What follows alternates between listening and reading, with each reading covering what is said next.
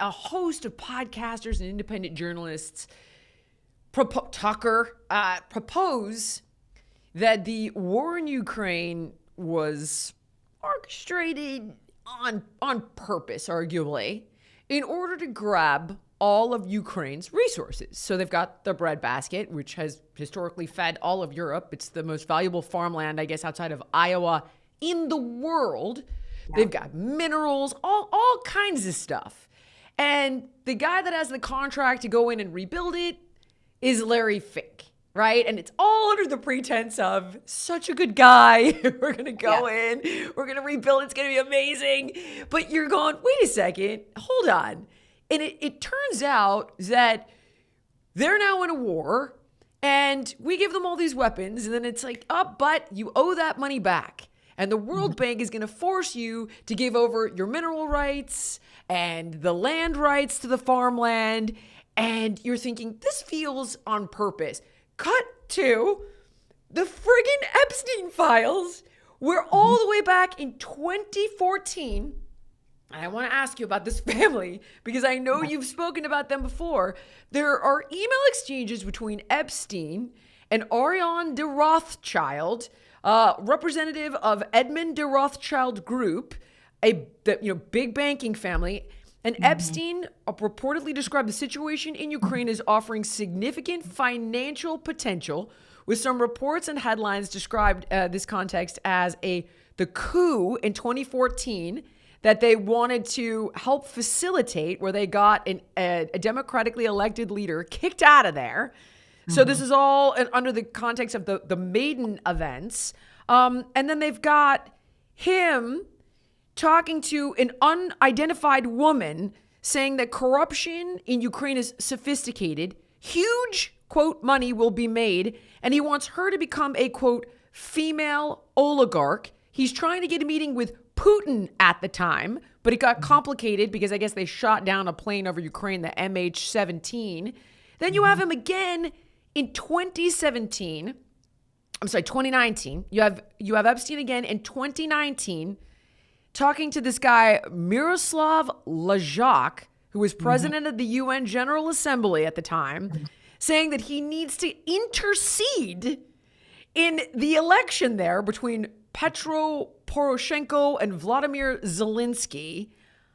Intercede to do what? To make sure you've got a war that you can pillage and plunder. And the best part is that the whole time he's communicating about this to Larry Summers, who's the former U.S. Treasury Secretary under Bill Clinton, the former head of the National Economic Council under Barack Obama, the former president of Harvard University, and the longtime advisor to Wall Street, central banks, and global institutions. So long story short, all we know is this guy has been involved since 2014 in destabilizing Ukraine so they can all make money. And here you're being told that you're nuts for years, that you're insane, you're crazy, it's all conspiracy, and it's all because, and I do think Putin is a horrible monster, but it's all just because Putin is a horrible monster. Yeah. How is Larry, tell me, sorry, I don't mean to. Yeah. No, you laid that out so well. And you know, when you lay that out, all I could think about is how many people have died in that war. Right. We don't even know the numbers, honestly. They throw out numbers, but we don't really know the numbers of how many young men have died, been forced to the front lines and died. It's actually horrific. You know, but honestly, it's a business model. So I like the way you laid it out because you know, these Epstein files, and Jeffrey Epstein seems to be magically at the center of every single major happening in the past 2 decades, which is incredible. And because our American news media is so horrible, most of us as Americans, we don't really know what's happening throughout the world. And the Ukraine war truly did start happening pre-2014. It was a civil war, a skirmish, and you know, constantly fighting back and forth in that Donbass region, which was an area of Ukraine that is Russian-speaking Ukrainians, and those Russian-speaking Ukrainians really wanted to be part of Russia. And so there was fighting back and forth over that area. Interestingly enough, the Donbass region also happens to be the region that is filled with all of those rare earth minerals Got it. and massive amount of natural resources and wealth. And so that's just another interesting factor. But our CIA, our government, was very much involved, going back to 2014 and before that, in this building escalation that turned into a war between Ukraine and Russia. Just to note something, I voted no from the very beginning to fund any U.S. tax dollars to that war because I was just very much against it. And Ukraine is not a member of NATO, so we are not contractually bound. Even though I'm opposed to the war, we are not contractually bound to defend Ukraine. And you mentioned the breadbasket of the world. Yeah, Ukraine was called the bread. It's no longer, but it was called the breadbasket of the world. And Russia also happens to be a major producer of grains as well.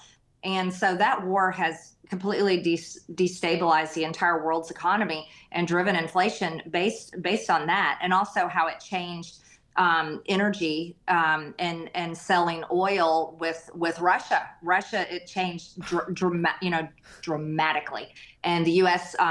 They put sanctions on Russia and so forth. So that war is actually central to many of the problems that people don't realize. When you go to the checkout, your prices have gone up, and that war is one of the reasons why the prices of all kinds of goods have gone up. Unfortunately, it's that way. But no, this is a business model. And so these people, these extremely rich, powerful people, all these people named in the Epstein files, it wasn't good enough for them to run a business like most of us do, where we might create a product and we work to sell it in stores and get it on store shelves, or we create a service that we sell to Americans. They can buy our service, or maybe even internationally.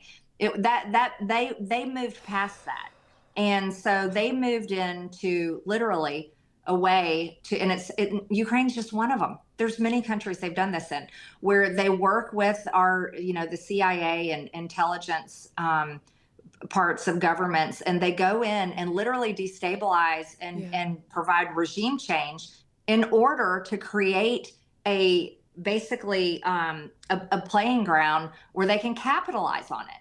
And that is what everything you just read there was what they were lining up to do in Ukraine, and they haven't fulfilled it yet. You mentioned the Rothschilds. Well, they're a central piece of it because they're they're part of banking.